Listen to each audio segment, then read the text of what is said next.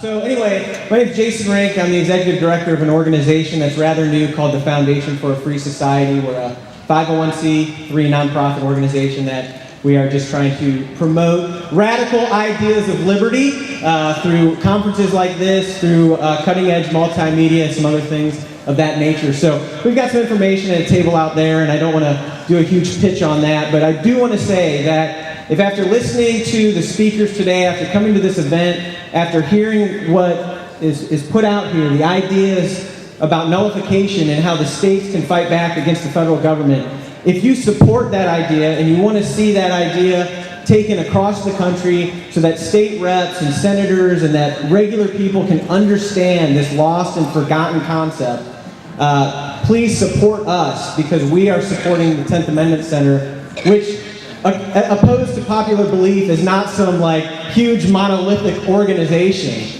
It operates out of an apartment here in Los Angeles.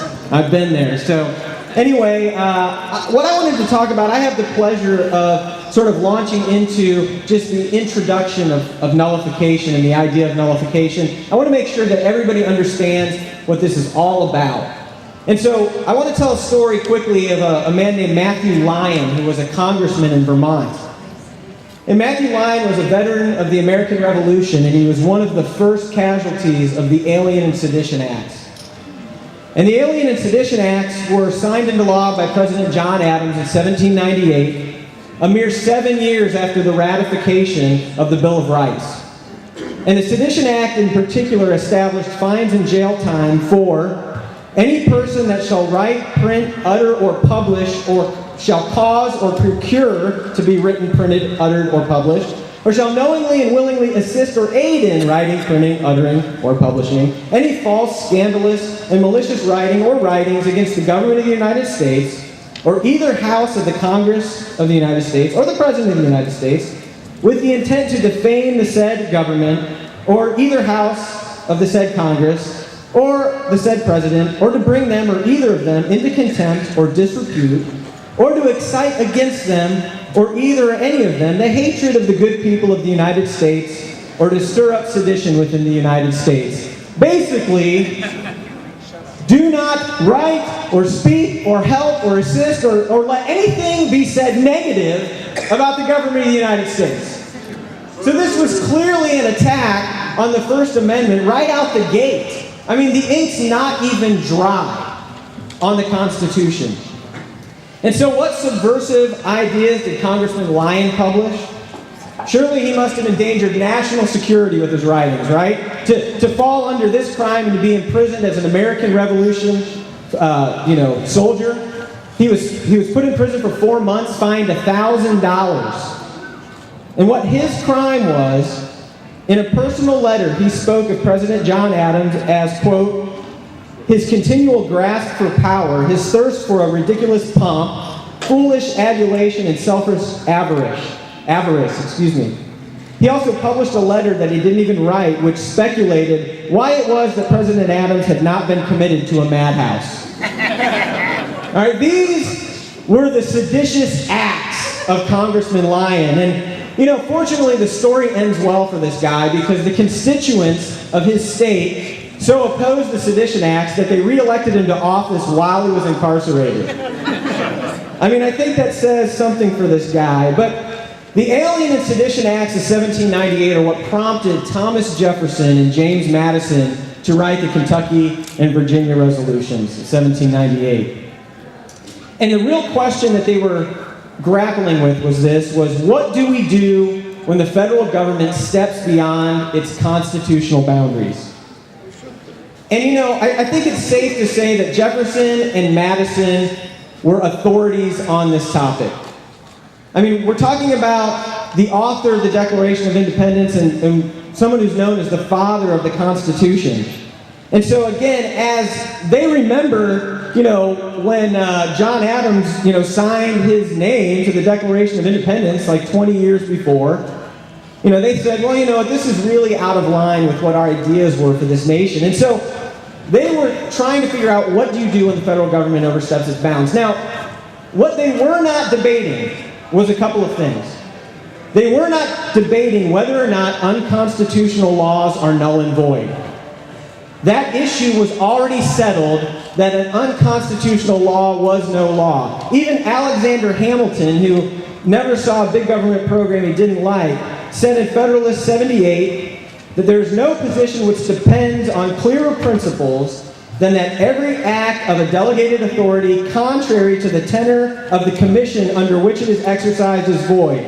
No legislative act, therefore, contrary to the Constitution can be valid. To deny this would be to affirm that the deputy is greater than his principal, that the servant is above his master, that the representatives of the people are superior to the people themselves, that men, acting by virtue of powers, may not only do what their powers do not authorize, but what they forbid. He said, look, if they're not null and void, that means they can do whatever they want, even what they're forbidden to do, exclusively. And so, Jefferson and Madison weren't even addressing this issue. The people at that time already knew this to be true. Also, they weren't debating whether the Supreme Court is the final authority of all unconstitutional acts done by the federal government. Thomas Jefferson said, to consider the judges of the Supreme Court as the ultimate arbiters of constitutional questions would be a dangerous doctrine which would place us under the despotism of an oligarchy. They have with others the same passion for party, for power, and for the privileges of their core, and their power is the more dangerous as they are in office for life and not responsible as the other functionaries are to the elective control. The Constitution has elected no single tribunal. I know of no safe depository for the ultimate powers of society but the people themselves. And his point here was that the federal government is not an impartial party when it comes to deciding whether what they do is constitutional or not. It's like, as my good friend John Bush says, allowing a fourth grader to grade their own papers. That's the idea here, is that between states, maybe they could be considered impartial. But when it comes to judging whether or not what the federal government is doing, they are not impartial. And so what they were discussing specifically was, when this happens, what is the rightful remedy? And they believed that the rightful remedy was something called nullification. Nullification, and Madison called it interposition, are just fancy words for a 3-year-old's favorite word, no. Okay? That's it. Let's not get lost in this, and let's understand that this nation was founded on a concept of nullification. I mean, the Declaration of Independence was a breakup letter between the colonies and Great Britain. They annulled the relationship. And the Boston Tea Party was a demonstration which nullified about 300 chests of tea into the Boston Harbor. They put it down. They said no. And then when the strongest military force in the world tried to fight the colonists, they nullified them. They took them down. They said no. And so we've just got to ask ourselves, okay, because historians and political pundits today are generally in agreement that the colonists, it was cool for them to do that, to nullify Great Britain.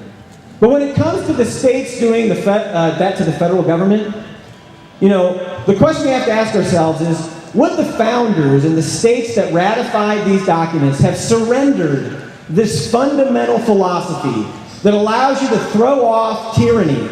Would they have surrendered that when they created a new government? They wouldn't have done that. It doesn't make any sense. And Thomas Jefferson and James Madison confirmed this. And so the idea here is nullification is a true historical principle that people understood for the most part at the founding of this nation. And so the Virginia and Kentucky resolutions is where Madison and Jefferson resolved that these particular issues were settled. And concerning the Alien and Sedition Acts, they said, look, this is way out of bounds, and this needs to be nullified at the state level. It's the right way to handle federal tyranny. And so the Nullify Now tour, where we're at right now, this is our 7th or 8th stop. I've been on the whole tour. I feel like we're at the end of the rock tour, you know? And it has been, baby! So I love these guys. They're like brothers to me now, you know? And what we've seen as we've gone across the country is that this idea resonates with the American people. And the more I hear about it, the more I learn about it, a word that I'd never heard 3 years ago, the more I believe that Jefferson and Madison were right. And so what we're doing on the Nullify Now tour, what we're doing today, is we're taking out a forgotten idea and we're dusting it off. And we're holding it up to the light. And we're saying, could this be the forgotten tool that's been thrown down the memory hole that we can use, whether we're liberal or conservative or libertarian, whatever we are, we say, we will decentralize power. Because the more decentralized the power is, the more free we are to live our own lives on our own terms. Yeah.